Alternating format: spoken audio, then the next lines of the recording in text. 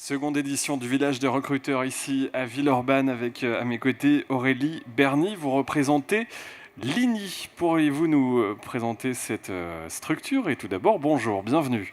Bonjour, merci beaucoup. L'INI, c'est l'organisme de formation de branche du secteur de l'hygiène et de la propreté. C'est un organisme national et sur la région lyonnaise, on se trouve à Vénissieux. D'accord. Donc nous sommes organismes de formation continue, mais aussi organismes de formation en alternance, puisque nous avons un centre de formation d'apprentis. Et donc nous formons des jeunes en contrat d'apprentissage du bac professionnel au bac plus 5. C'est votre première participation ici au village des recruteurs de Villeurbanne. Qu'est-ce qui a motivé votre choix de participer à cet événement? C'est vraiment de venir à la rencontre des demandeurs d'emploi et des gens qui sont dans cette perspective et de venir vraiment au contact.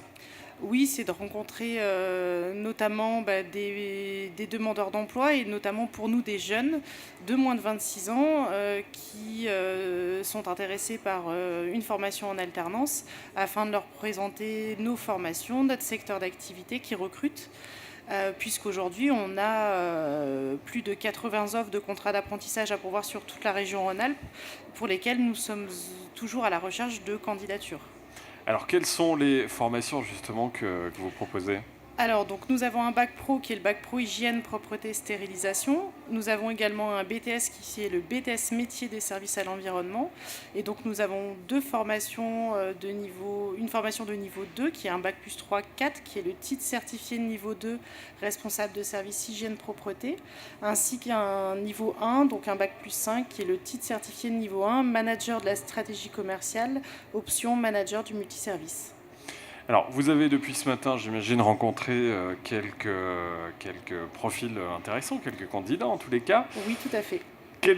Déjà, quel bilan pourriez-vous tirer de cette matinée et de ces premières heures? Quelles sont les personnes que vous avez pu rencontrer et qu'est-ce que ça apporte finalement? Une matinée plutôt positive dans le sens où on a eu du passage et on a eu des gens qui se sont arrêtés et qui étaient intéressés pour avoir des informations.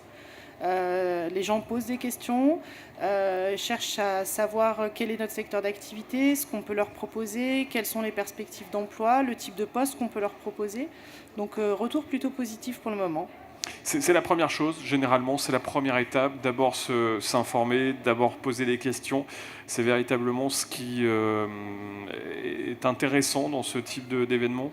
Oui, et puis le secteur du nettoyage, c'est un secteur qui est encore méconnu, qui mérite d'être connu, puisque c'est un secteur d'activité dans lequel il y a de l'emploi.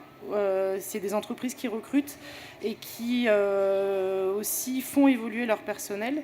Donc on a plusieurs perspectives sur des postes d'encadrement, notamment sur des postes de chef d'équipe, d'agent de maîtrise, mais également sur des postes de commerciaux ou de responsables qualité-sécurité.